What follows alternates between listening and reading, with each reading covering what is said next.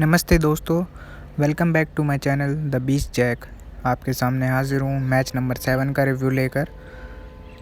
तो टॉस एक बार फिर से जीता संजू सैमसन ने और पहले बॉलिंग करने का फैसला लिया।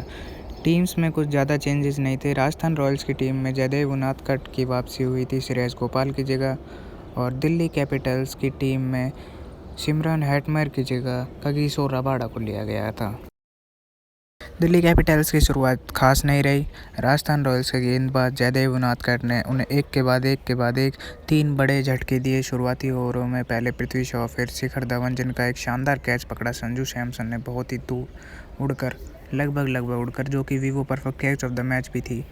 उसके बाद ऋषभ पंत ने 1-2 अच्छे शॉट्स दिखाए, लेकिन रहाणे भी ज़्यादा देर खेल नहीं पाए और वो भी जयदेव के तीसरे ओवर में उनका शिकार हो गए। रहाणे के आउट होने के बाद दिल्ली कैपिटल्स की बैटिंग पूरी तरह से चरमरा गई थी।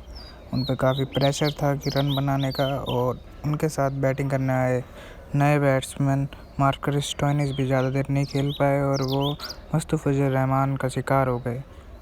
इतनी आसानी से विकेट गिर रहे थे कि लग नहीं रहा था कि दिल्ली कैपिटल्स 100 रन का भी आंकड़ा पार करेगी। ऋषभ पंत अपनी टीम की बैटिंग को धीरे धीरे चलाते रहे और बीच में एक ओवर में उन्होंने राहुल तेवतिया के 20 रन मारकर टीम के रन रेट को भी एकदम से कवर अप कर लिया था। लेकिन तभी उनके 50 रन पूरे हो गए और 50 रन पूरे होने पे उन्हें काफ़ी खुशी हुई होगी, जैसा कि सबको होती है। उसी खुशी में वो रन आउट होकर वहाँ से चले गए। रन आउट भी ऐसे हुए कि उन्हें उम्मीद नहीं थी कि डायरेक्ट हिट हो जाएगा, और डायरेक्ट हिट हो गया। स्क्रीन पर लोड हो चुका था आउट, और दिल्ली कैपिटल्स की बैटिंग का हो चुका था बुरा हाल। और तभी बहुत ही बुरे हालात में दिल्ली कैपिटल्स की टीम जैसे तैसे एक 2 बाउंड्री कहीं से कत्तियों में किनारे लग के थर्ड मैन पे फाइन लेग पे बाउंड्रीज निकाल के 147 रन के स्कोर तक अपने 20 ओवर में अपनी टीम को पहुंचाया। काफ़ी एफर्ट लगा उनके बॉलर्स की तरफ से रन बनाने के लिए, क्योंकि बैट्समैन तो आग गए थे। राजस्थान की तरफ से ओपन करने आते हैं मनन वोरा और जॉस बटलर। टारगेट चेज करने आते हैं 148 रन का। मनन वोरा एक बहुत ही सेक्सी सा कवर ड्राइव मारकर दिखाते हैं कि उनको बैटिंग करनी आती है, लेकिन हमेशा की तरह हग कर थोड़ी देर में चले जाते हैं वहाँ से।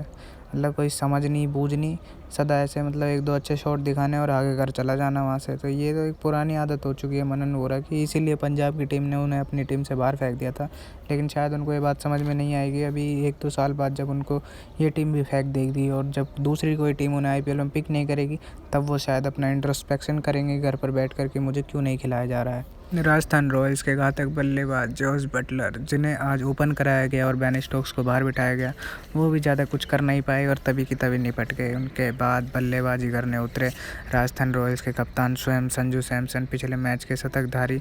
लेकिन उनसे बहुत उम्मीद थी तो उम्मीदों पर खरे उतरेंगे ऐसी किसी को गारंटी तो थी नहीं, तो उन्होंने भी उम्मीद पर खड़ा उतरने की कोई कोशिश भी नहीं की। रबाडा की एक पूरी ओवर पिच बॉल पर ड्राइव मारते हुए स्लिप में धवन को एक कैच दे मारा। धवन ने अपनी जाइंग पे एक हाथ दे मारा।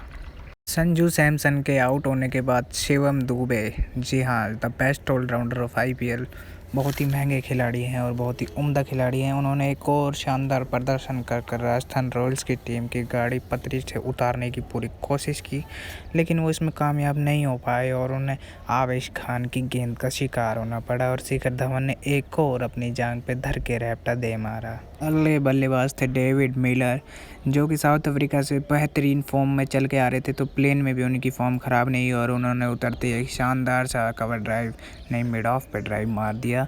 उनके बाद बल्लेबाजी करने के लिए उनके साथ खेल रहे रियान पराग ने ज़्यादा कुछ नहीं सोचते हुए आवेश खान की एक गेंद को कवर्स पर ऊंचा उठा दिया, जिसे फिर से शिखर धवन ने कैच पकड़कर अपनी जांघों पर एक और हाई फाइव मारकर बल्लेबाज डेविड मिलर अपनी पारी को धीरे धीरे चलाते रहे और फिर उन्होंने आक्रामक शॉट खेलना चालू कर दिया। उनके साथ बल्लेबाजी कर रहे थे तेवतिया, जो कि 1-2 बाउंड्री मारते घिस गए, क्योंकि उन्होंने पिछले IPL में 1-2 मैच इतने शानदार तरीके से जिताया था कि वो अभी तक उस चीज़ों को भूल नहीं पा रहे हैं, इसलिए उनसे बैटिंग नहीं हो पा रही है। और दूसरी तरफ हमारे डेविड मिलर भैया रुक नहीं रहे थे, रनों की झड़ी लगा चुके थे, काफ़ी शानदार बैटिंग कर रहे थे और 1-2 सिक्सेस और मार दिए थे उन्होंने। लग रहा था कि यह मैच को ज़्यादा देर चलने नहीं देंगे, थोड़ी ही देर में इसका खात्मा कर देंगे, लेकिन खात्मा मैच की जगह डेविड मिलर का स्वयं का हो गया और 62 रन बनाकर वो अपनी पारी को विराम देकर वहां से चले गए।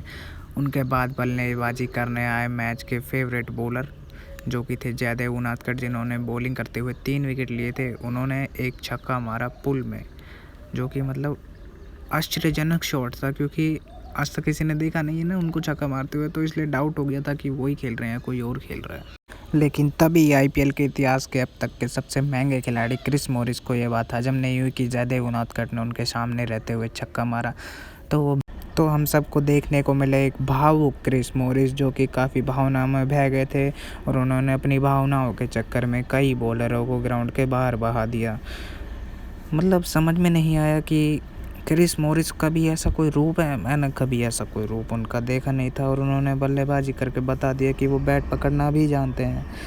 आखिरी ओवर में 12 रनों की ज़रूरत और क्रिस मॉरिस ने 2 छक्के मारकर मैच समाप्त कर आरआर के डगआउट में खुशी की लहर दौड़ा दी, क्योंकि वो एक मैच हार चुके थे। इस वजह से खुशी की सीमाएं लांघ दी उन्होंने। तो राजस्थान रॉयल्स ने दिल्ली कैपिटल्स को 3 विकेट से हरा दिया। ये आपके सामने दिल्ली कैपिटल्स और राजस्थान रॉयल्स के बीच हुए मैच का मैच समरी है, जिसे आप देख सकते हो। और ये फ़ोटो मैंने इसलिए लगाई है ताकि मैं आपको बता सकूं कि लास्ट में ये दोनों क्या बात कर रहे हैं। डेविड मिलर एक बहुत ही अच्छे इंसान है, और वो अपने ही टीम के बॉलर की गांड तोड़ने के बाद मैच के बाद उनसे पूछ रहे थे कि ज़्यादा दुख तो नहीं। तो रबाडा ने उन्हें ये लुक दिया कि बेटे आज तो तुम रह गए, लेकिन अगले मैच में तुम्हारे आंडों में बॉल नहीं घुसाई ना, तो हमारा राम भी कभी से रबाडा नहीं कभी से रबाडा। गाइस लाइक सब्सक्राइब जरूर कर देना। धन्यवाद।